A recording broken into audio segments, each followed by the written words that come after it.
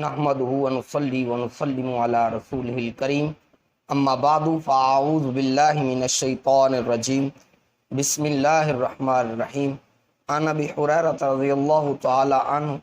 قال قال رسول الله صلى الله عليه وآله وسلم حق المسلم على المسلم ست قيل ما هن يا رسول الله قال اذا لقيته فسلم عليه وَإِذَا دَعَاكَ فَعَجِبْهُ وَإِذَا اسْتَنْصَحَكَ فَانْصَحْ لَهُ وَإِذَا عَطِسَ فَحَمِدَ اللَّهَ فَشَمِّتْهُ وَإِذَا مَرِضَ فَعُدْهُ وَإِذَا مَاتَ فَاتَّبِعْهُ او کما قال النبی صلی اللہ علیہ وسلم۔ محتشم سامعین کرام، پچھلے لیکچر میں حقوق العباد کے حوالہ سے وہ 6 حق جو کہ اس حدیث پاک میں بیان ہوئے، ان میں سے پہلے حق پہ آپ نے گفتگو سماعت فرما لی۔ اب اسی حدیث پاک میں مذکور بندہ مسلم پر دوسرا جو حق وَإِذَا دَعَاكَ فَأَجِبْهُ، جب بھائی تجھے اپنے ہاں مدعو کرے، خود میزبان بنے اور تجھے مہمانی کا شرف عطا کرے، تو تجھ پہ حق ہے کہ تو اس دعوت کو قبول کرے۔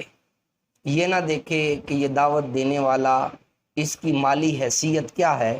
اگر میں جاؤں گا تو مجھے کھانے میں کیا ملے گا، قطع نظر اس کے اس کی دعوت کو قبول کرے اور اس کے دل میں خوشی پیدا کرے۔ کیونکہ بندہ مومن جب کسی اپنے بھائی کے دل میں خوشی پیدا کرتا ہے تو نبی کائنات صلی اللہ علیہ وسلم نے ارشاد فرمایا اس خوشی کے عوض اللہ رب العزت ایک فرشتہ پیدا کرتا ہے، اور تا صبح قیامت جو استغفار کرتا ہے، تسبیح و تحلیل کرتا ہے، اور اس کی تسبیح و تحلیل و تحمید کا سارا ثواب اس بندے کو عطا کیا جاتا ہے جس کی وجہ سے یہ فرشتہ تخلیق کیا گیا ہوتا ہے۔ تو یہ تخلیق فرشتہ کس طرح ہوتا ہے؟ جب بندہ کسی کے دل کو خوش کرتا ہے۔ اگر آپ کسی غریب کی نادار کی دعوت کو قبول کر کے اس کے گھر جائیں گے تو اس کی خوشی کا کوئی سامان نہیں رہے گا، وہ کتنا خوش ہوگا یہ وہ جانتا ہے یا اس کا خدا جانتا ہے کہ ایک امیر کبیر شخص یا نامی گرامی شخص یا ایسا شخص جس کی دنیا میں بڑی اپروچ ہے، وہ شخص اس کی دعوت کو قبول کرتے ہوئے اس کے گھر چلا گیا تو اس کی خوشی کا کوئی ٹھکانہ نہیں رہے گا۔ حضور نبی کائنات، فخر موجودات، باعث تخلیق کائنات، وجہ کائنات، جان کائنات، آپ کی یہ زندگی پاک کا معمول اطہر تھا کہ حضور نبی کائنات صلی اللہ علیہ وسلم کسی صحابی رسول کی دعوت کو نہیں ٹھکرایا کرتے تھے، اور غریب سے غریب تر صحابی بھی اگر آپ کی دعوت کرتا، حضور نبی کائنات صلی اللہ علیہ وسلم اس کی دعوت کو قبول فرمایا کرتے تھے اور اس کے دل کو خوش فرمایا کرتے تھے۔ غزوہ خندق کے دوران ایک واقعہ عرض کرتا ہوں۔ غزوہ خندق کے دوران جب صحابہ کرام خندق کی کھدائی کر رہے تھے تو خندق کی کھدائی کے دوران ایک سخت پتھر آ گیا، صحابہ کرام کی کدالیں جواب دے گئیں اور وہ پتھر جگہ سے ہلنے کا نام نہیں لے رہا تھا۔ تو نبی کائنات صلی اللہ علیہ وسلم کی خدمت میں سارے صحابہ حاضر ہوئے، عرض کرنے لگے یا رسول اللہ، یا حبیب اللہ، خندق کی کھدائی کے دوران ایک ایسا پتھر آ گیا ہے جو ٹوٹنے کا نام نہیں لیتا، اپنی جگہ سے حرکت نہیں کر رہا۔ حضور نبی کائنات صلی اللہ علیہ وسلم نے کدال پکڑی اور کہا مجھے بتاؤ کون سا پتھر ہے جو تم سے نہیں ہٹ رہا۔ حضور نبی کائنات صلی اللہ علیہ وآلہ وسلم اس جگہ گئے اور کدال کی پہلی ضرب لگائی، اور ضرب لگا کر آپ نے فرمایا لو پتھر بھی ٹوٹ گیا ہے، اور سن لو ایک مجدہ کہ روم بھی فتح ہو جائے گا۔ ادھر پتھر پہ ضرب لگا رہے ہیں، ادھر روم کے فتح ہونے کی خبر دے رہے ہیں۔ حضور نے دوسری ضرب لگائی، فرمایا لو پتھر کا ایک اور ٹکڑا اس سے جدا ہو گیا، لیکن ساتھ نوید یہ بھی سن لو کہ فارس بھی فتح ہو جائے گا۔ اسی طرح حضور نے تیسری ضرب لگائی اور یمن کے فتح ہونے کی نوید نبی کائنات صلی اللہ علیہ وسلم نے سنائی، اور یہ تینوں ملک روم بھی، فارس بھی اور یمن بھی، یہ اس وقت سپر پاوریں تھیں۔ نبی کائنات صلی اللہ علیہ وسلم نے اس موقع پر ان کے فتح، مسلمانوں کے فتح کرنے کی نوید حضور نبی کائنات صلی اللہ علیہ وسلم نے پہلے سی سنا دی۔ اب 3 ضربوں سے وہ پتھر ریگے رواں ہو گیا، اس دوران نبی کائنات صلی اللہ علیہ وسلم جب ضربیں لگا رہے تھے، حضور نبی کائنات صلی اللہ علیہ وسلم کے شکم تھر سے آپ کی قمیض مبارک کا کپڑا ہٹا۔ حضرت جابر بن عبداللہ کی نظر پڑی کہ حضور نبی کائنات صلی اللہ علیہ وآلہ وسلم نے بھوک کی وجہ سے پیٹ پہ پتھر باندھ رکھے تھے۔ آپ کا دل بھر آیا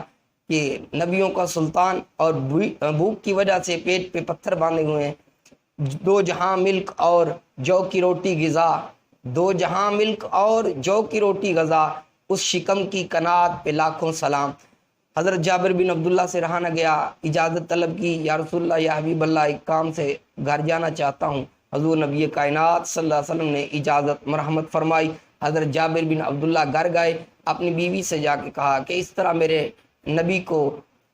نے بھوک کی وجہ سے پیٹ پہ پتھر باندھ رکھے ہیں اور مجھ سے دیکھا نہیں گیا، کھانے کے لیے کیا موجود ہے؟ بڑا لمبا واقعہ میں مختصر کرتا جا رہا ہوں۔ نے کہا یہ آدھا کلو جو ہے اور یہ ایک بکری کا بچہ ہی ہے جو کل متاع ہے تیری۔ اب غریب ندار صحابی تھے، کہا اگر تو دعوت کرنا چاہتا ہے، بیوی نے کہا اگر دعوت کرنا ہی چاہتا ہے تو حضور نبی کائنات صلی اللہ علیہ وسلم کے اذن مبارک میں آپ کی گوشے اطہر میں جا کے سرگوشی سے کہہ دینا یا رسول اللہ آپ تشریف لے آئیے اور ایک دو صحابی رسول کو ساتھ لے آئیے اور میرے ہاں آپ کی دعوت ہے۔ مختصر کرتا جا رہا ہوں۔ حضرت جابر بن عبداللہ گئے، حضور نبی کائنات صلی اللہ علیہ وسلم کو دعوت پیش کی۔ حضور نبی کائنات صلی اللہ علیہ وسلم نے ارشاد فرمایا ہے خندق کھودنے والے صاحب، آج سب کی دعوت جابر کر رہا ہے، آؤ اس کے گھر چلتے ہیں اور جا کے کھانا تناول کرتے ہیں۔ اب حضرت جابر بن عبداللہ دوڑے دوڑے گھبرائے ہوئے گھر پہنچے اور جا کے بیوی کو سارا ماجرا سنایا۔ تو بیوی کہنے لگی ہم نے تو نبی کائنات کو دعوت دی ہے، ہم نبی کائنات کے سامنے وہ جو ہمارے پاس موجود ہے رکھ دیں گے، آگے وہ جانے اور جن کو انہوں نے دعوت دی ہے وہ جانے۔ مختصر کرتا جا رہا ہوں، بڑا لمبا واقعہ۔ المختصر حضور نبی کائنات صلی اللہ علیہ وسلم نے ارشاد فرمایا جابر جاؤ ہنڈیا کو چولہے پہ چڑھا دو اور آٹا گوندھ کے رکھ دو، جب تک میں نہ آؤں پکانا شروع نہیں کرنا۔ المختصر حضور نبی کائنات صلی اللہ علیہ وسلم تشریف لائے، آپ نے آٹے کے اندر بھی اپنا لعاب دہن ڈالا اور ہنڈیا کے اندر بھی اپنا لعاب دہن ڈالا اور کہا اب پکانا شروع کر دو۔ اب کھانا پک گیا، صحابہ کھانے لگے، صحابہ کھاتے جا رہے ہیں۔ حضرت جابر بن عبداللہ کہتے ہیں سارے صحابہ اس کھانے سے سیر ہو گئے۔ آئیے حدیث پاک کے الفاظ سنیے، فاقسم باللہ لا قالوا حتى تروا وانحرفوا وان برمتنا لطائز كما هي وان اجیننا لینبذ كما ہوا او كما قال النبی صلی اللہ علیہ وسلم۔ آپ فرماتے ہیں اللہ کی قسم کھا کے کہتا ہوں صحابہ اکرام سیر ہو کے انہوں نے کھانا کھایا، یہاں تک کہ ان کے منہ پھر گئے، یعنی کہ ان کو کھانے کی طلب نہ رہی۔ پھر میں کیا دیکھتا ہوں کہ آٹا بھی ویسے کا ویسا ہے اور سالن بھی ویسے کا ویسا ہی ہے، جیسے اس میں سے کچھ بھی نکالا نہیں گیا۔ حضرت جابر بن عبداللہ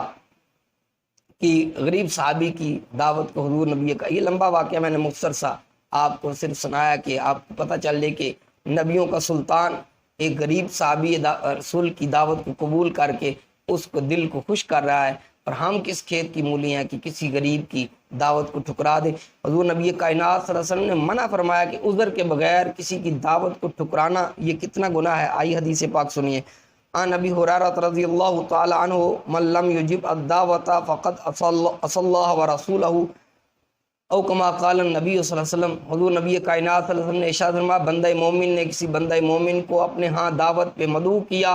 اور اس کے پاس کوئی عذر نہیں ہے کہ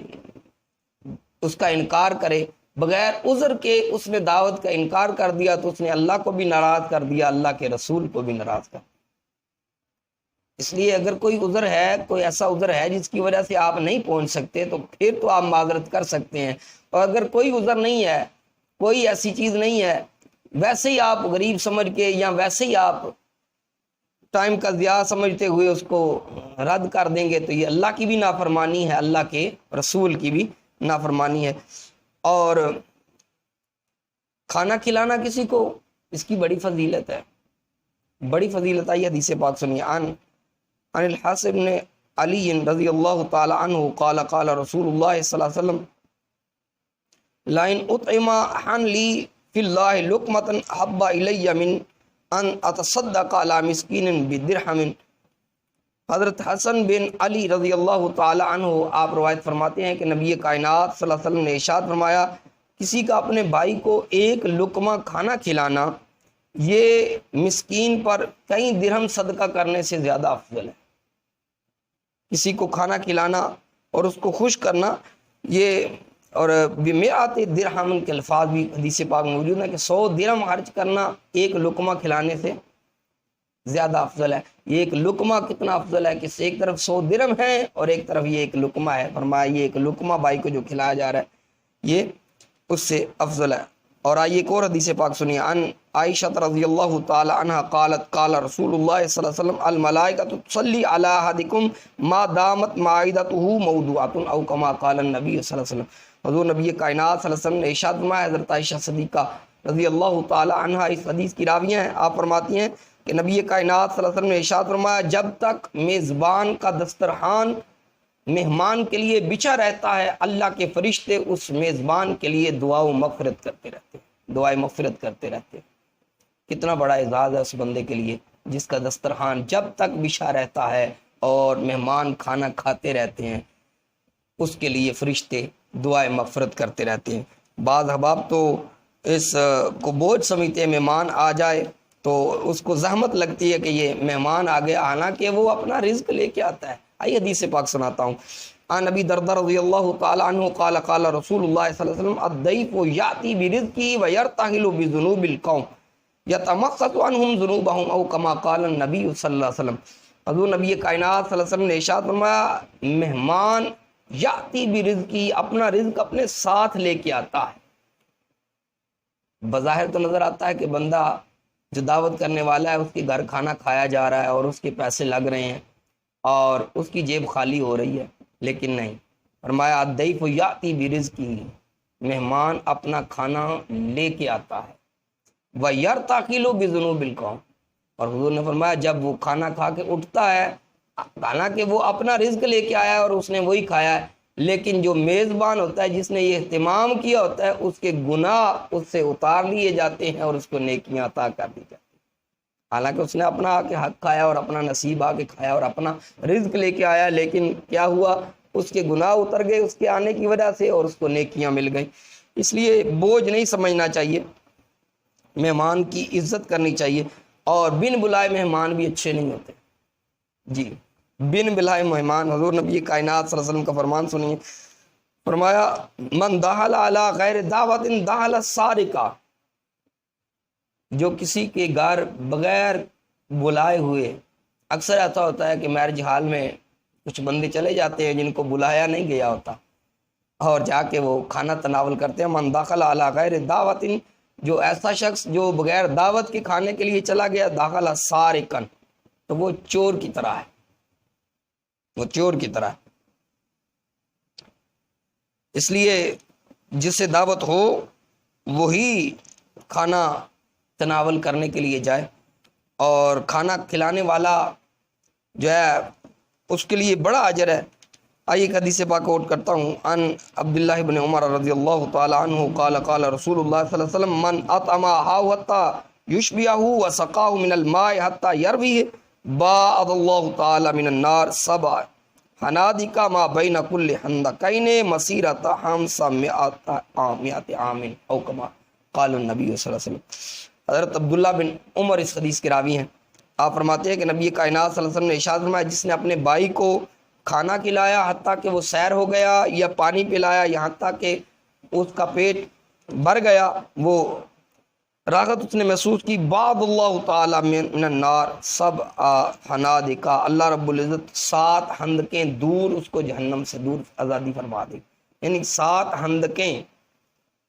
کی مسافت جتنا دور اس کو جہنم سے کر دیا جائے گا، جہنم سے دور کر دیا جائے گا۔ اور فرمایا کل حندقین مسیرۃ 500 عام، اور ایک حندق کی جو پیمائش ہے وہ کتنی ہے، 50,000 سال۔ 7 حندقیں دور کر دیا جائے جو بندہ کسی بندے کو پیٹ بھر کے کھانا کھلاتا ہے۔ تو دوسرا جو اہم حق ہے بندہ مومن پر جس کا آج تذکرہ کیا گیا وہ یہ ہے کہ جب بھی بندہ مومن کسی کو دعوت پہ مدعو کرے تو اس کی دعوت کو قبول کرنا اس بندے پہ حق ہے، اس کی دعوت کو بغیر عذر نہیں ٹھکرائے گا، اگر ٹھکرائے گا تو اللہ بھی ناراض ہو جائے گا، اللہ کا رسول بھی ناراض ہو جائے گا۔ اور آئیے آخر میں ایک اور حدیث پاک کوٹ کر لوں، کسی کو کھانا کھلانا، اب تو یہ اس کو بوجھ سمجھتے ہیں لوگ کہ مہمان آ جائے، تو اکثر لوگوں کو سنا ہے کہ یار اینے مہمان آ گئے یار کی کریے ہوں پریشان نہیں، یہ اپنا کھانا لے کے آئے، رزق لے کے آئے، تم کوشش میں لگ جاؤ، اللہ تو مہربانی کرے گی۔ آئیے حدیث پاک سنیے، عن الحسن رضی اللہ تعالی عنہ قال قال رسول اللہ صلی اللہ علیہ وسلم ان اللہ تعالی یباغی ملائکتہ بالذین یطعمون الطعام من عبیدہ، او کما قال النبی صلی اللہ علیہ وسلم۔ حضور نبی کائنات صلی اللہ علیہ وسلم نے ارشاد فرمایا اللہ فرشتوں میں اس بندے پہ فخر کرتا ہے جو بندوں کو کھانے پر مدعو کرتا ہے۔ تو اللہ رب العزت کی بارگاہ میں دعا ہے اللہ رب العزت اس بات پہ ہم سب کو عمل کی توفیق عطا فرمائے، اور کوشش کیا کریں کہ مہمان کی جس قدر خدمت ہو سکے اس کی خدمت کرو، اللہ بھی راضی ہو جائے گا، اللہ کا رسول بھی راضی ہو جائے گا، اور رزق میں بھی آپ کی اللہ وسعت عطا فرما دے گا۔ اللہ رب العزت ہم سب کو عمل کی توفیق عطا فرمائے۔ وما علیہ الا البلاغ۔